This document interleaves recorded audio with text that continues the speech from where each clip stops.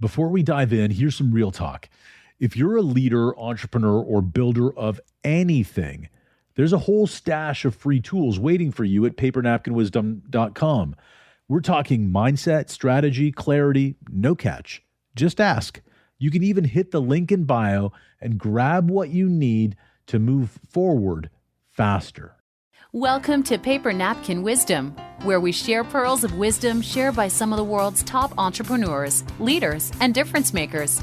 Here's your host, Govind Jayaraman. Hi, I'm Govind Jayaraman, and this is Paper Napkin Wisdom, episode 266. What if the biggest shift in your business didn't come from strategy, but from emotion? What if the key to better results, deeper loyalty, and stronger leadership wasn't what you said, but how you made people feel? In this episode, I'm joined by Darren Hickman, a powerful voice in emotional branding, a former Disney exec, someone who's helped shape how some of the world's most iconic brands connect, and he's bringing it to his own organization, Card on Guard now. His approach isn't just creative, it's deeply human. And when he shared this with me, it completely reframes how we make decisions, build culture, and create real traction in business. His napkin? Well, let's just say it changes everything we think about how logic, leadership, and influence work together. So, as you listen, ask yourself, where are emotions quietly driving the outcomes in your world? And how might you tap into that power instead of working against it? Let's dive in. Darren Hickman, welcome to Paper Napkin Wisdom. Excited to have you here today. Thank you very much for having me. So you shared your paper napkin today, which was nearly all decisions are driven by emotions. How you can leverage that in business. Why did you share that with me? It's something that I've been dealing with recently, actually, in my own business. And it's also something that I have to constantly remind myself because of something I learned in a previous phase of my career. I started out working in the agriculture business, but then I moved into advertising and marketing. And in advertising and marketing, what they teach you to do as the most effective way to communicate with people is to actually do a laddering exercise. And a laddering exercise is actually looking at what you're trying to sell. It could be an idea, it could be a product, and you're supposed to first define the product features or the service features. But then what you do is you go to the benefits, of course, right? So someone doesn't buy a product or a service because of what it does outside of their person situation. They actually do purchase because of what it can do for them, right? So what is the benefit to them? A lot of companies stop there, right? And we have all seen product benefit marketing. But what has happened recently and over time is businesses have become much more aware of the fact that it isn't the product that people are buying, it's actually what it contributes to their life. And this actually, again, getting to my topic, isn't just about buying a product, it's actually about interacting with everyone in your life. People in your personal life, if you're in school, it's your teachers, etc. And it's all about actually creating some empathy with that person, with that audience, and figuring out what they really want out of the situation. And again, getting back to a product situation, what that really ends up looking like is emotional benefits. And a lot of us have been exposed to and read about the importance of storytelling, right, as a marketing tool. But storytelling also relates to people's personal lives. If you want someone to understand you and what you want, often it involves telling a story. And again, that touches on the emotions and the emotional benefits. Getting to my current situation with my current business, and that is Card on Guard. It's a new technology for pools and hot tubs. It uses sunlight to control bacteria. There's a lot of science behind it. It can get very technical. Even though I have that marketing background where I basically on a day-to-day basis was looking for, again, the emotional benefit. What is it really that the consumer wants? I found myself focusing so much on the technical details, trying to explain it, trying to actually convince people that this technology does work. I stopped thinking about the emotional benefit. When I realized that I was missing the boat, I did start to think about, okay, what is it that people really want, right? Regardless of what I am selling as a product, feature, and a benefit, what do they really want out of it? And that's when I really started to gain traction with my business. Yeah, it's really interesting that we do this. First of all, agriculture to advertising doesn't sound like a natural leap. I'm sure there's a great story there. But before we go there, it's easy when we're innovating, we're really focused on the product, aren't we? I mean, product, price, place, promotion. That's the four P's of marketing that everybody's drilled into, along with that ladder. One of the things we talk about is the product, product, product. If you don't have a product, you have nothing. So people focus on the product so much, and the technical differentiation. I mean, we get really proud as innovators, entrepreneurs, about what we've built, and so we like to talk about it, don't we? I mean, and it's interesting that you fell into that. How did you was it an obvious moment where you went, oh geez, I've fallen into the trap, or did you get hit in the head? Because I tend to get hit in the head.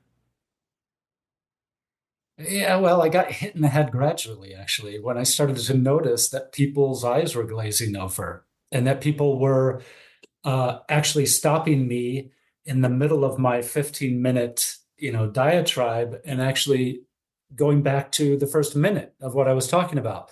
I started to see that I was just kind of losing people, and then they would just kind of walk away, whether that was physically or I would just stop hearing from them over the phone or over the internet. And after a while, I realized that I'm not grabbing them early enough and having them get excited enough to stick around to hear the last 14 minutes of what I want to say. Right. Yeah. And so for people listening, Car Guard is a sort of a natural solution combining solar energy with some technology to help keep your pool and hot tub clean. And look, I've had pools my whole life, and one of the things we learned, Pool 101, is the sun kills chlorine. So everybody who has a pool knows that the sun kills chlorine, and you're telling them that the sun is going to help you make chlorine, which everybody is going to be like, well, what are you talking about? That's not possible. That doesn't happen. Right. So, which is, for people listening, that's the natural lean away from the emotional side to put down the doubting Thomases and say, no, it's real. It's real. This is how it works. Right. Am I wrong? Am I missing something here? No, you're right. And actually, coming out with a product that says you can reduce the amount of chlorine you're needing and using is actually challenging a long-held belief that chlorine is the easiest, the cheapest, the most effective, right? And the most widely accepted. And all of those things are true, which means that I have to strike a fine balance between talking about the product details, the technicalities. Like you said, I have to convince people that this product does work, given that people are thinking the opposite, right? But then I have to use enough of the emotional appeal to get them excited and to stick with me. And actually, to tell you a little bit about how the product works is, you're right, the sun kills chlorine, yeah. But if you use less chlorine and you're using something else that kills the bacteria, the chlorine remains as what's called free chlorine, right? Mm-hmm. And it just sits in there. That's how I can say to people, reduce your chlorine, even though the sun does kill some of it off. But the sun only kills a fraction of it off. So if you're using less chlorine, then the sun will kill off less chlorine, right? So again, it gets confusing. It's a fine tightrope between explaining the product details, the technicalities, and again, going after that emotional appeal, right? So Yeah. it's a little And the bit other of part both. of it is you're also fighting traditional channels of distribution in your world, in this Yeah. particular industry too, right? Because Yes. and so how does emotion play into that? Because you know, the pool companies want you coming back all the time to buy more chlorine and more chemicals and Exactly. do the testing, and like this Exactly. is where they make their money, right? Exactly. My first product was based on this need to have an emotional appeal. Um, this is the latest product I came out with. It's a tube, and it looks like something you would use in your pool, but there's nothing sexy about it. There's nothing emotional about this, right? Mhm. I came out with this recently. What I started with, because I really understood that you needed something emotional, is I came out with something cool. This is like the iPhone of pool products, Mhm. right? We've won design awards, etc. The shark fin on the top is so people looking at this. It's like this oversized iPad with clearly some membrane in the middle, Yeah, and at the top there's a shark fin, and because exactly. it's lobsided in its weight, clearly the shark fin would stick up above the water, right? I mean, so Exactly. people who are listening, Hmm. you can just imagine this blue shark fin uh, uh, skimming the bottom of your pool, the top of your pool. So Yeah, very so cool. this is kind of how it is. So again, with my marketing background, I knew that I had to come out with something, again, because I'm challenging the chlorine market. I knew I had to come out with something, again, like the iPhone. It's sexy, aesthetically appealing. Ultimately, that's all emotional, right? So I Right. knew I had to do that. But the ironic thing is that I ended up in the beginning going after the professional market. I tried to sell into wholesalers, retailers, and they look at this and they say, okay, that's really cool. But they immediately go back to, but I want to keep my chlorine sales. So I really wasn't succeeding. Then I realized, you know what, I'm going to sell it direct to consumer. The consumer appreciates it. The consumer doesn't care that chlorine sales are going down. Um, so that's why I created a whole marketing campaign. And again, that is emotionally driven, focused on the fin, and Card on Guard actually is playing off of this fin, right? And my tagline is on guard against bacteria naturally. And I have some videos that show it moving through the water like a shark, because I needed to grab attention. I needed to get people excited about it. Wow, that looks really cool. And what's interesting is even though I've come out with this tube, which again seems very practical, it's much closer to the appearance of a real pool product. Now that I'm going after consumers, overwhelmingly, they're going for the fin. And why is that? Because it's cool, it's emotional, and they want to have it in their pool. Right. So, early on, when you, so I can just imagine, because I've been there, talking to somebody about the features and benefits and technical specifications and how this is going to make your life 5% better, and Mhm. people just not really being interested in that. Mhm. How did you realign? Like, what's the process look like for you? I mean, and you come from a marketing advertising background, so maybe it was a little bit more natural, but what was the process that you did to get away from your baby, your creation, um, to put your mind in the lens of the customer? I had to focus on what is the final advantage for the consumer in using this. So I basically had to flip the script. So in the Mhm. beginning, I felt like I needed to explain and convince, and because this is a very unique product, and it's a product that is hard for people to actually wrap their head around and believe. It's unplugged, no electricity, no equipment. You just drop it in and it works using sunlight. And people are like, well, how's that possible? Right. So when I started to speak in those terms, I would immediately run into obstacles. So I basically had to, at one point, say, I'm going to stop talking about the product, what it does, how it does it, more specifically, and focus on reduces your need for chlorine by minimum 50% using only natural light. And then they're like, oh, well, wow, okay, so tell me more, right? And then I focus on what is valuable to them.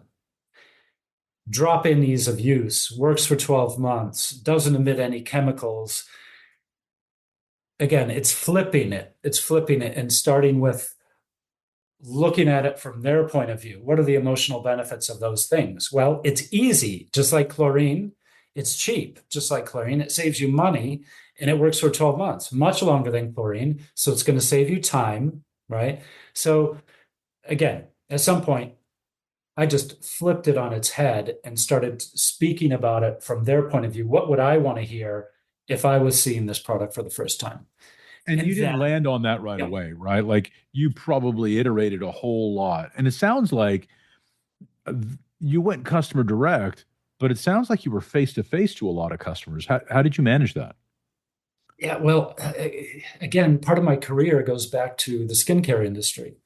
And I was selling organic skincare products to spas and hotels and resorts. So I had a lot of contacts in that kind of spa, which is heavily based on, water, right? Mhm. Hot tubs and pools, resorts. So I contacted them and I had them try it out and I had them give me feedback and I had them ask questions so that I understood what people thought was really important. So you leaned into your existing network from skincare, Yeah. um, in the spa world to get real customer feedback. And I really think that this is really important. A lot of tech companies, a lot of innovative companies don't find collaborative clients. And Mhm. collaborative clients are ones that are willing to try it out and really give you meaningful feedback. It's Yeah. it's super important, isn't it? It's very important because there is no product development life cycle that's completely smooth, right? Mhm. And so you need people to give you honest feedback, and you need people that won't be offended when something goes wrong. So, for example, when I was developing this tube version, I had 4 or 5 iterations of it and a lot of failures. Not that the base technology was failing, but uh, the substrate or something about it, the glue, something about it was failing, and and that was incredibly valuable to get to a final product. So you said something interesting, and I have a story in my own head about this. But you talked about it, and you gave an example of people who won't get offended when things go wrong, Mhm. right? And Yeah. and this is a really critical thing in product development. And I think Simon Sinek talks about it in Start with Why, right? When you start with why, you get the early adopters who are willing to collaborate with you to make your product better, right? They're Yes. not going to abandon you at your first Mhm. failure. This is a really important thing that I think a lot of us get wrong because we're not starting with the people that we align with.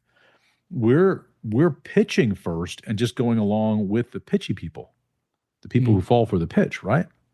Right. Yeah. So you did it the other way. You did it with people who you deeply align with, who were going to Mhm. forgive you for your misgivings early on and give you meaningful feedback. Mhm. What did you do to incent them to take a chance on card on guard?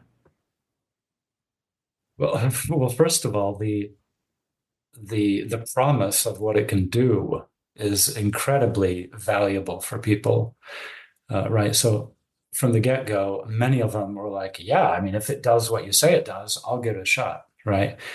The second reason is that a lot of people just want to help, right? And I think that's something that a lot of entrepreneurs forget, and that is just to ask because people do want to help. And that's the basis for a lot of research, right? A lot of research that even goes to random people. they know that there's a portion of the audience out there that will fill out a survey just because they're asked and they want to help and they want to feel valuable and valued. Just because they're asked. That's really interesting because you're not saying that there's an incentive beyond just the No. ask and their willingness to come forward. And I think that we sort of try this tomfoolery, this trickery where I'm gonna, fill out our survey and we'll give you an iPad. You're not getting real feedback then. You're not getting people who want to help you when you Right. do that. You're getting people who want to help them, aren't you? Yeah. Yeah, exactly. Yeah. So you focused on people who want to help you Uh-huh. and then and aligned around what the potential benefit could be if you got this right, which would be great for them. Yeah. And then they really were there to help you, right? Yes. Yeah. And as a second phase, I went on Facebook to my friends and I said, again, when I was testing a prototype of the tube, I said, hey, I'm testing this new prototype. Anyone want to give it a try? I'll send you a free product. The only thing they got out of it was something free to try. But what I was asking them actually to do was to kind of risk their existing pool and hot tub care routine. So there was a lot at stake for them, but it wasn't because they get a free thing, because this could have screwed up their pool and hot tub, right? They wanted to help. They were like, yeah, cool. That's great. Let me help. And like just for people listening, again, if you haven't had a pool or hot tub, when you've got a system that works on your pool and hot tub, you like to maintain it because that season is not as long as you think it is. People think, people in California have a longer pool cycle than people north. It's not that much longer. People are not in the pool 12 months of the year in most places in North America. Certainly not where I am in Canada. But regardless of that, pool cycles are short. The maintenance regime that people follow, you get pretty committed to it because it works and you get to use the pool. And if you don't get to use the pool, it can be weeks before you restore the balance, right? So this is not low stakes poker here. Well, and in a bit of an odd way, this touches on the issue of getting emotional versus technical, because what my product promises is that you don't have to change anything that you're currently doing with your pool. You just use less chlorine, because what most people don't realize is almost all systems out there require chlorine as a residual. It's called a residual, like a backup, right? Now, a lot of them promise that you can reduce the amount of chlorine dramatically, but you need it as a backup. And so what I was telling people, and again, this gets to the emotional pitch, which is built into this product from the beginning. I knew that if I had to tell people, switch out what you're doing and use this, I would gain very little traction. So I had to come up with something that said, I'm going to work with your existing system. You're still going to get a good free chlorine reading, et cetera. So anyway. No, I think it's really important, and it shouldn't be overlooked. So number one, you went out for people who just wanted to help. Number two, you went out to your Facebook friends and said, "Hey, who wants to give this a shot?" And then was there a third step? What came after that? At every stage of a business, at some point, you got to roll the dice, right? You just cannot keep testing and testing and testing. And especially when it comes to water, it's so difficult. It's so complicated to manage water. The dog could jump in the pool, heavy rainfall, whatever, that can mess up the chemistry. So at some point, the neighbor's kid comes over and pees in the pool. Yeah, exactly. Yeah. Big weekend party and the beer is flowing and the sweat is rolling and all that stuff. So at some point, you just have to, and I know this is said in many different places, at some point, you just have to roll the dice, get it in the marketplace, collect that feedback, right? Which is very risky, right? Because you're out there and it's public. So, but you got to do it, right? Yeah. So that's really my third phase. So your third phase Get it was out roll the there. dice, and I'm assuming step four is iterate, iterate, Yep. iterate, iterate. And there's Yep. probably an iteration cycle in between each one of those stages too, right? There is. There's always some tweaking. Yes. Yeah. So um, a lot of people that invent a product, create a product like you do, Mhm. uh, have a hard time getting off the podium about how brilliant the product was, which is really Yeah. like, look how smart I am for creating this, Right. right? Right. Uh, Yeah. it, I'm not getting that vibe from you. Why? Well, after so many years of developing and testing things going wrong, it's incredibly humbling, right? So I think that, the people that are on the podium and selling, selling, selling are hiding some things, right? And Mm, they're trying to cover up what it really means to launch a business and a product. And what it really means is you've got some failures. You've got, long periods of time when nothing is really happening. And but again, if you believe in your product and you stick with it, you can get to a point where you are confident but humble at the same time. And again, I get back to this product technicalities, benefits, features, and the emotional pitch. You got to stay in touch with the emotional pitch because that's what the market and your audience is thinking and feeling. And if you're focused too much on your podium speech about your product, then you're going to have blinders on. And you got to keep reminding yourself, why do people really want this thing? And is this really delivering what they want? mm.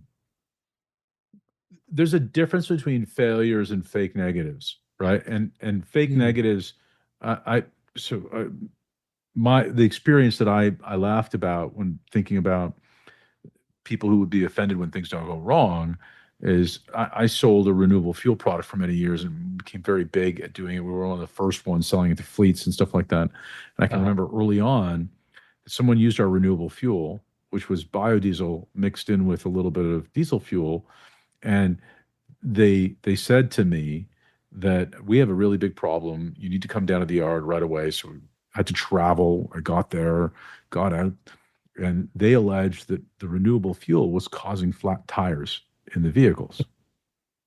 And Wow. because they had a higher incidence of flat tires since they Mm. switched. Mm. And, you know, the fleet manager was convinced that this was the case. Obviously, it wasn't. And, somebody eventually pointed out that they changed the adhesive that they were using at about the same time, and it was likely the adhesive and not anything to do with the fuel. But that's a Yeah. fake negative, right? And Yeah. the thankfully the buyer, the fleet manager, was not going to fall for the false negative, but they had to convince their maintenance supervisor that it had nothing to do with the fuel. Yeah. So there's a difference between failure and a fake negative, and you really need product champions. You really need champions to help you through those things, don't you? Yeah, you do. And speaking of fake negatives, the water industry is full, no pun intended, full of it. And again, because it is so You complicated, could say it's a wash with fake negatives. it's a wash with fake negatives. Yeah. So I am always prepared and on my toes to respond again, humbly, right? Because I don't know exactly what is going on with their pool or hot tub, but I know that there's 100 different possibilities, and I have to be sure that I am responding, but also understanding that it's very possible it's not my product that's not working. It's something else that they are doing. And again, there's alkalinity, there's pH, there's calcium hardness, there's all this stuff that could be wrong. And I have to navigate that. Yeah. Like I would guess a lot of companies need Yeah. to. But the critical point that I'm making is that when you're dealing with an established industry, you really have to get humble about the approach there because you can't come in pointing a finger, but you have to No. go in very curious to Yes. distinguish between the failure, which could exist, and the Yeah. fake negative, which Yeah. is not likely. No, and again, that touches on this emotional pitch. Uh, if a company gets defensive all of the time and starts pointing the finger, that's the opposite of empathizing with the audience, right? It's the opposite of taking a humble approach. And I think everyone has experienced both of those cases, with any kind of a service or a product, whether it's going into a restaurant and they complain about, how well done the meat is, and the server says, well, that's what you asked for, right? I mean, that is the opposite of an emotional approach, right? So again, I think the effectiveness in business is based on having empathy and being clear on the emotional need of the audience. Can you fake caring about your client?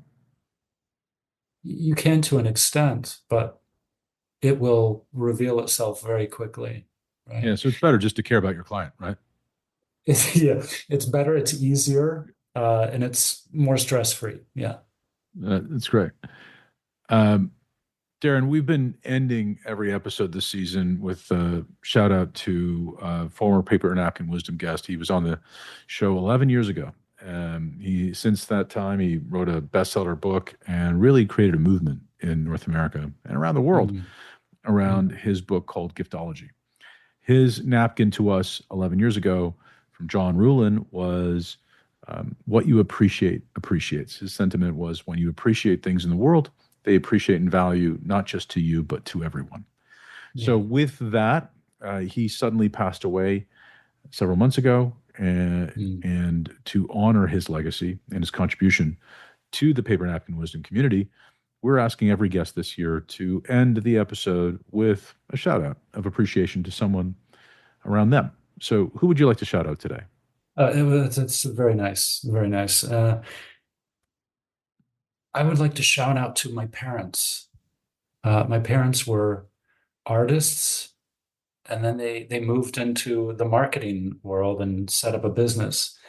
And I would like to express appreciation to them because they instilled in me a work ethic, but what they also gave me was an appreciation of creativity.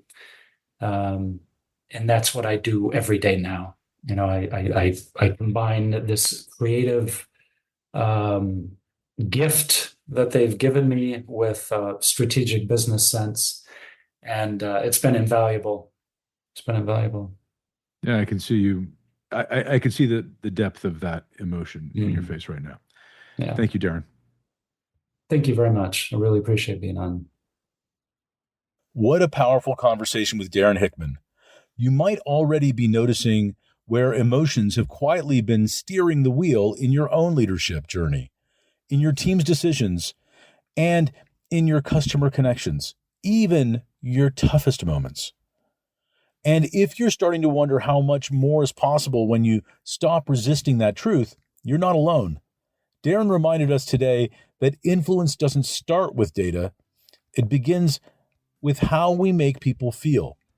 And when we lead from that place of real emotional resonance, we don't just shift outcomes, we shift people. Let's recap a few key takeaways. Emotions are the true engine of decision-making. Logic just fills in the story afterward. Stories bypass resistance and create real belief. Vulnerability in leadership builds unmatched loyalty. Emotional branding creates lasting differentiation. And authenticity isn't optional. It's the shortcut to impact. If any part of this episode sparked something inside you, now's the perfect time to capture that thought. Write it down, sketch it out. Even better, grab a napkin and let that idea come to life. Then post it with the hashtag #PaperNapkinWisdom and join in the conversation. You never know who might be moved by what you share. And don't forget to subscribe, leave a review, and share this episode with someone who's leading with logic and ready to lead with more. Until next time, remember, small actions turn into big results. And make it a great day.